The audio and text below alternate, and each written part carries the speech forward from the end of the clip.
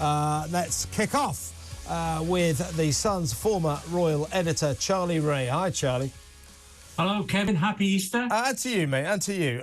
Now, quite a week on the royal front due to your colleague, or our colleague, our old friend and colleague, Robert Jobson's published or is about to publish a brilliant-looking book called Our King. And what this book clearly does is it lays bare the depths of the rift in the royal family.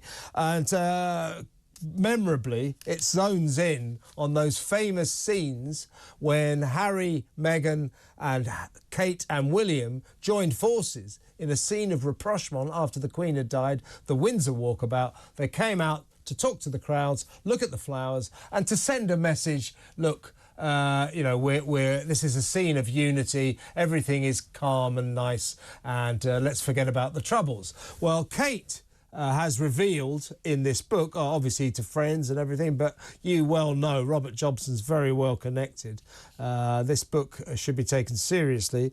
She says that putting on a show for the camera, smiling for the cameras, when deep down she was seethingly furious and upset with Harry and Meghan, having to smile and act like she was friends. She said it was one of the hardest things she's ever had to do. Quite a revelation.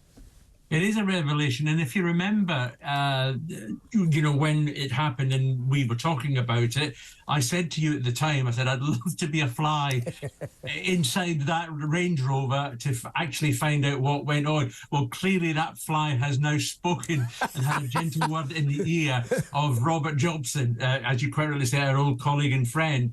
I mean, it was a difficult period for everybody, but clearly for the for the two couples, it was extremely difficult, particularly for Catherine, who must have been stomach-wrenching the whole business of having to deal with her brother-in-law and his wife on that occasion.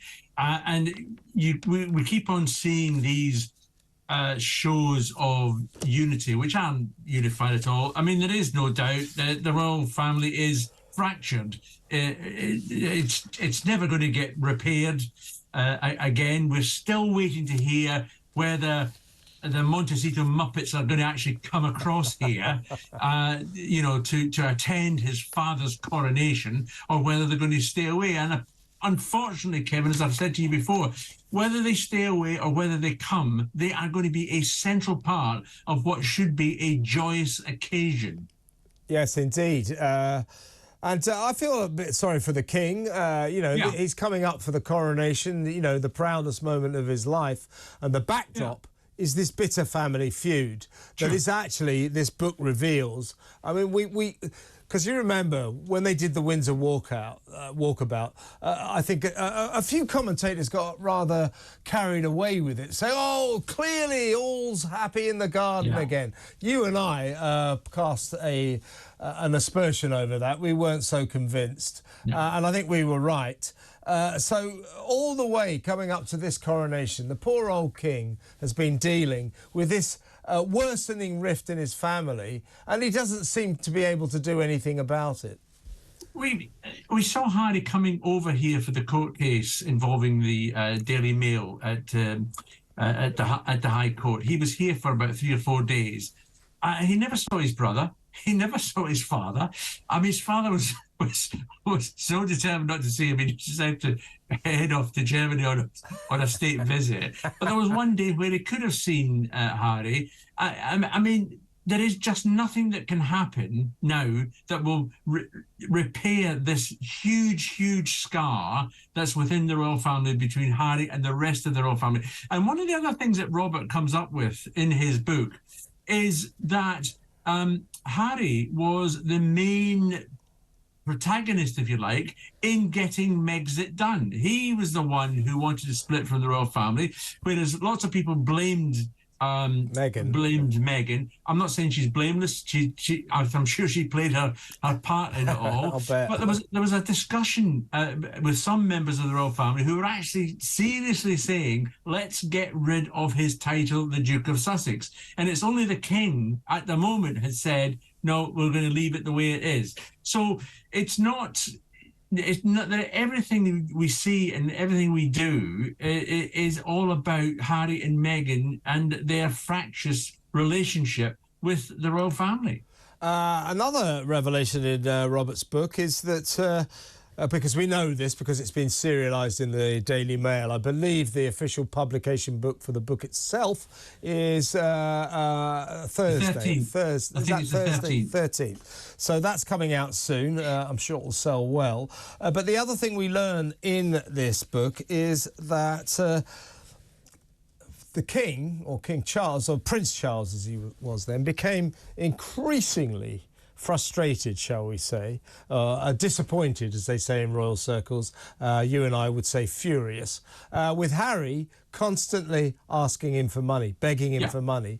And the Queen, God rest her soul, who was still alive then, said to Harry, you know, in the spirit of appeasement, or said to Charlie, in the spirit of appeasement, why don't you just give him the money? And Charlie turned round, apparently, rather angrily and said, because I'm not a bank. Absolutely. And his point is that it's quite right, it's his job to help fund the Prince of Wales and his family, in other words, Prince William, but it isn't his job to fund his second son, and it's certainly not his job. What he said was, now that you've got shall we say, an expensive American actress wife, and you've got kids coming on, you know, I'm not a bank. I can't fund you. He said to the Queen, no, I'm not a bank. Now, Charles funded both Prince William and Prince Harry and their families when he was Prince of Wales. Of course, now he doesn't fund William anymore, because William, as Prince of Wales, now is funded through the Duchy of Cornwall, which was what Charles was funded by. But he was funding Prince Harry, I think, to something like to the tune of £2 million a year, and that was stopped when Harry decided to up sticks and throw his toys out of the pram. I'm going to America. I want to live my own life. I'm going to earn my own money. Well, fine. I mean, no one's got any problems with Harry earning his own money. He's got these fantastic deals somehow or other with Netflix and Spotify and any other fire you can think of. And he gets quite a lot of money, millions and millions of pounds. So quite rightly, Charles has said that, no, you're earning your own money. I'm not going to give you continually more money. If you wanted to be on your own 2 feet with Meghan and your family, absolutely fine. But don't expect us to, fund you. And this is the other thing about Harry. Harry wants his cake and eat it as well. He wants to be independent, earn his own money and everything else, but he still wants to retain those links with the royal family, because that's what helps get him the money from all these Americans. Indeed. Let's talk about the coronation. It happens on May the 6th, so less than a month away. Big day for the King, big day for the royal family, obviously. Now, not so long ago, when the Queen was still with us, happy days, the Platinum Jubilee celebrated last year. Loyal subjects organised 16,000 parties, street parties, around the country. For the coronation, apparently 245 have been organised, just 245. It doesn't seem to be energising the nation, this coronation. It doesn't, the street parties, no. I mean, we don't know what the reasons why, the cost of living, or whether people are just fed up with it all. But I suspect that on the day, we'll still see all the crowds in the Mall, as we have done for other royal occasions. I think there'll be hundreds of thousands of people there. Yeah, I mean, I think I read somewhere a few weeks ago that like a handful of councils around the country had been approached for licenses to close roads and have street parties. So it's hard to say why this has happened, why it's dropped so much. I mean, 16,000 against 645. 245. I mean, one of the councils that has rejected the idea of a sort of borough local celebration for the King's coronation is King Charles's local council in the Cotswolds near Highgrave, where he lives. That's strange, isn't it? It's very strange. Absolutely. It's hard to explain why this has happened.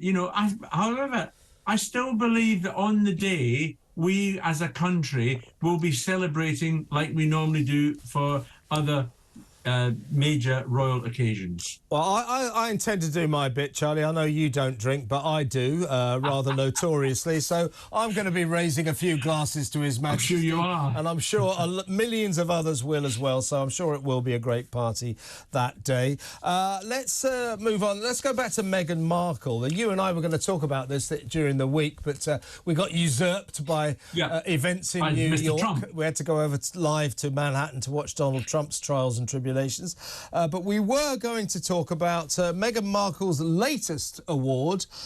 This is the Ms Foundation Women's Award for Global Advocacy. She's going to get this award in May it's a Woman of Vision award. I mean, my point is, what has this woman, Meghan, ever done significantly for anyone else except for herself? Yeah, well, I couldn't agree more. This is a woman. This is a Woman in Vision award that's going to be handed over to her by. I mean, this is a left-wing organisation, as you can imagine. What a shock! But you have to sort of say, what have you actually done to improve the lot of women around the world? When you think that there is a lot of women who've done an awful lot of good. For women generally, I wouldn't put Meghan up there particularly as one of those candidates. So it's like everything else that she does. She just seems to attract these sort of awards by these sort of people who just want to seem to me to have a good night out and present some sort of award that doesn't mean very much. Yeah. Teresa C. Younger, she's the Ms Foundation President and Chief Executive. She said in a statement that Meghan, along with the other award winners, is an incredible leader. Leader of who? Leader of who? Well, I don't know. Yeah, exactly. I mean, all she seems to have done is moan for the United States over the last two years about her poor lot and everything else. It's difficult at times to sort of criticise Meghan because the actual cause itself is, to help women have a better life in this world is a very valid cause. I don't doubt it whatsoever. I don't doubt it at all. But, Meghan Markle as the sort of spearhead for it all? Nah, not really. It's just ridiculous. It just is ridiculous. Let's talk about the big issue still. Will Harry and Meghan attend the coronation? I mean, there was a story in the week saying that the palace and King Charles still don't actually know whether or not the gruesome twosome will be there. And the invitations have gone out. The invitations have gone out to all the parties who have been invited to come. Now, interestingly, Harry has got a polo match a couple of days before the coronation, and he has a polo match a couple of days after the coronation. Now, that doesn't say that's not evidence to say that he can't be there, because good to see he's busy. We all know, working hard. We all know what he's like. He loves to leave his footprint, his carbon footprint, all over the place with flying backwards and forwards. Yeah. But I just think it's totally rude of Harry and Meghan not to say that they will be here for this coronation. This is a very, very important matter. That it's a once in a lifetime matter. Now, discourteous, isn't it? Discourteous, I think. It is completely discourteous. But of course, you've also got the fact that little Archie, as Prince Archie as he is now, is 4 on the same day. Now, I understand that Meghan may not want to come and stay with Archie, which is just fine. But surely they could take Archie and Lilibet with them and get a nanny to look after the kids to go to the coronation. It really is. We're now just less than a month away from the coronation, and his youngest son has not yet said, yes, Dad, I'll be there to support you. It is disgraceful. I'll give you my prediction, my inexpert prediction. My feeling is, and then you can tell me your expert opinion, My feeling is that Harry may attend and give some sort of excuse about Meghan having to look after the kids on Archie's birthday or something like that. So just Harry, he'll fly in, fly out quickly. That's what I think will happen. Do you think that both of them might turn up? What's your feeling? Both of them could turn up. I mean, one of the things that we now know is that they will not be on the balcony, you know, at the end of the coronation, where it's only going to be confined to working royals. So there's about 13 or 15 of working royals that are going to be on the balcony. Not all working royals, because there's a couple of the Queen's aged cousins are going to be there as well. But it's part of the family. Yeah. Andrew won't be there for obvious reasons. And, he's not working, is he? He's not working in every sense of the phrase. Yeah, neither will Harry and Meghan. So that will cause them a bit of jealousy, I suspect. We'll have to wait and see. It's like a football. You should never predict what's going to happen when it's just about around the corner, really. All right, mate. Look, good to talk to you. Let's do it again next week, Charlie. Thank you very much for your time.